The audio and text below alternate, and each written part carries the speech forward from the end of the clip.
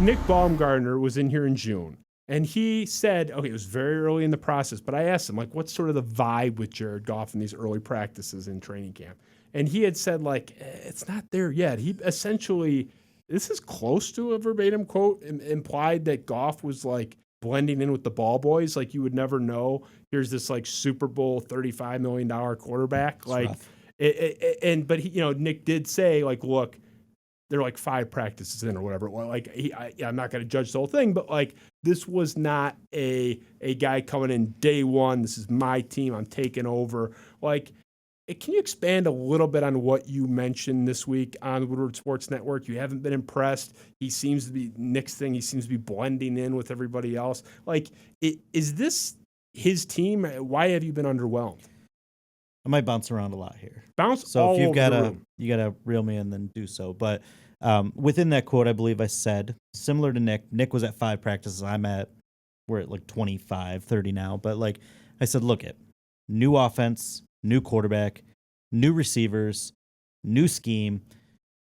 The pieces have been in and out of the lineup. I mean, Hawkinson's been out for 2 weeks. Swift's been out for the duration of his time as a Lion, it feels like. Tyrell Williams is currently out. Perriman was out. Those were supposed to be the top 2 receivers. Like, Jared Goff's like throwing to guys like Victor Bolden and Sage Surratt. Like, I don't, and I tried to ask Anthony Lynn this today. Like, not a good answer from him, by the way. Kind of boring. I don't really know much about the offense, I feel like, because I haven't seen all the pieces there. And I know that's the NFL. Like, it's got to be next man up. But it's been kind of ridiculous, this training camp, right? So I'm willing to couch any criticism of Jared Goff within the confines of that. Like, he just hasn't had the full setup or even most of the setup, most of these practices. But I mean, how much have you read about the deep ball, right? Like, that's a big buzzy topic, but it's a topic for a reason, right?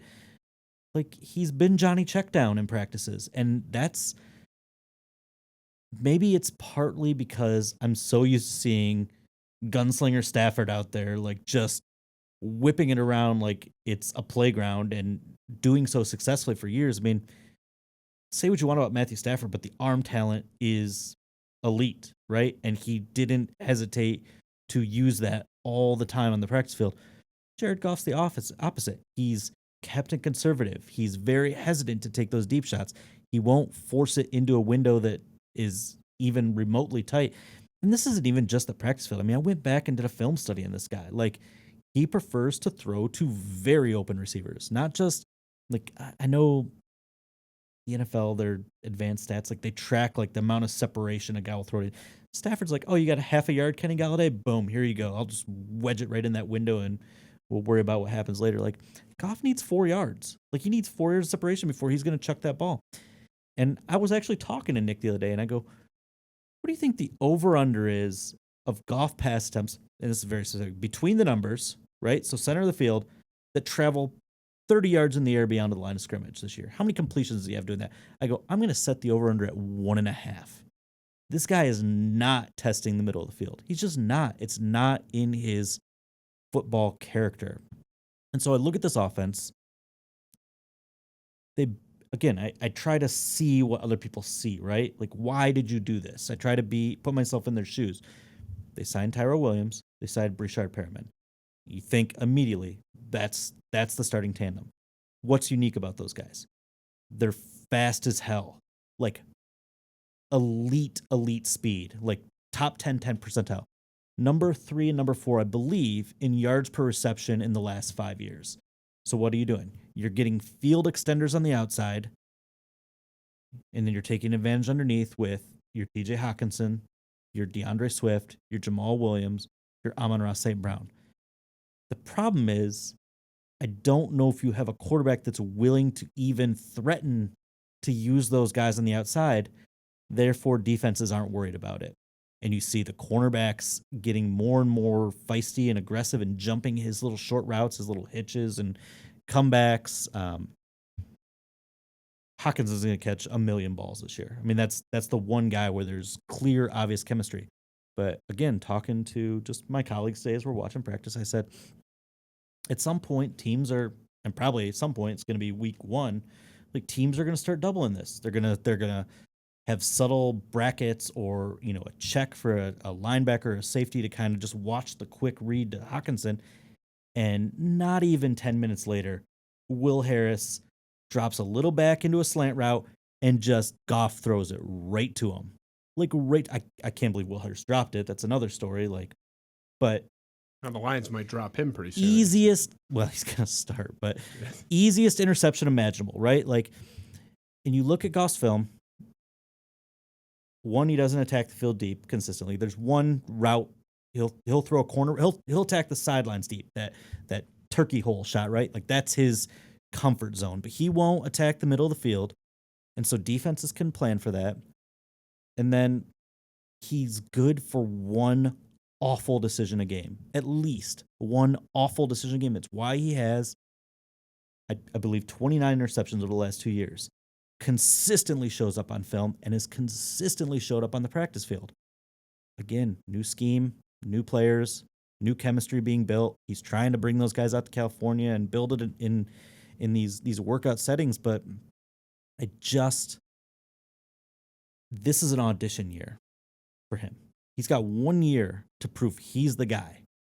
I think maybe the leash is a little bit longer because of the relationship with Brad Holmes. But it's 1 year to prove he's not a bridge quarterback. And they're getting real close to the regular season. They didn't play him in preseason 2 and preseason 3, which bad decision in my opinion. Just my opinion. I play that guy. Okay, yeah. Let's not to cut in, but I want to hit on that really quick because what are they doing? So Ben Roethlisberger, who's like 73 years old, in that 72. 72. Okay, yeah. Sorry, I don't want to age him up. He's 73, 72, whatever he is. He's been there forever in Pittsburgh. He's been with that coach forever. He's been with that staff and some of those position guys forever. Yep.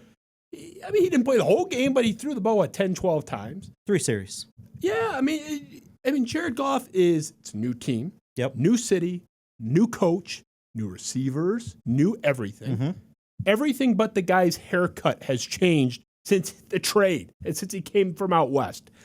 Why is Jared Goff doing Pilates on the sideline and Ben Roethlisberger is getting wheeled out on his wheelchair and propped up and held up to throw the ball 10 times? I mean, unless you always throw out the caveat, maybe there's some nagging thing, like maybe. I mean, there's always some explanation that we may not know.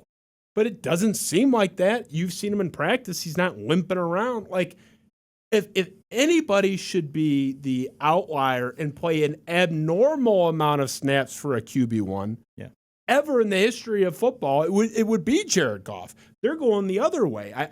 So I'm glad I think you mentioned that actually this week on your appearance too, but I was saying the same thing. I'm like, is the guy hurt? That gets back to, by the way, genius Dan Campbell. That's the kind of stuff you can say, oh, it's preseason. Dumb is dumb, and I don't care what day of the week it is or what it says on the calendar. A dumb decision's a dumb decision. Unless there was some extenuating circumstance that we're not aware of, and we always throw that asterisk out there, that was a dumb decision. This guy needs more reps, not fewer.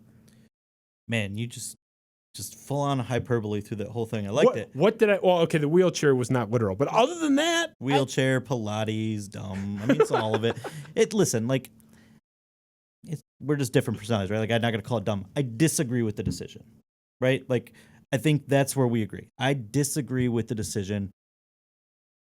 The Lions seemed very content to see Jared Goff go 3 and out in a horrific drive where he was sacked and nearly threw an interception on his first pass, and then have, in the most affirming reports of training camp ever, an 18-play drive that ends in a field goal.